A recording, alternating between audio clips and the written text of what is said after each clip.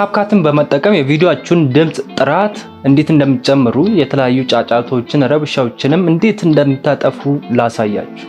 በጣም ቀላል ነው። ካፕካት ውስጥ ከገባችሁ በኋላ ቪዲዮአችሁን ነክታችሁ ታች ከሚመጡት ቱሎች መሃል መጨረሻ አካባቢ ላይ ሪዲዩስ ኖይዝ የሚል አለ። እሱን ነክታችሁ ኦን አድርጉ። ከዛ ኖይዝ ምናምን ያጠፋላችኋል።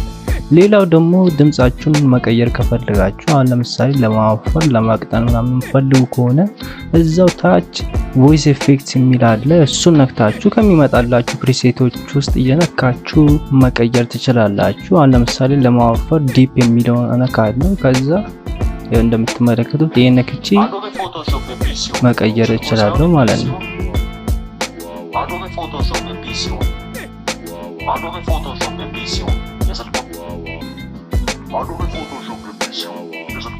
ሞክሩት። እንደዚህ አይነት አጫጭር ቲፖች ደግሞ የሚመቻችሁ ከሆነ ደግሞ ፎሎ አድርጉ።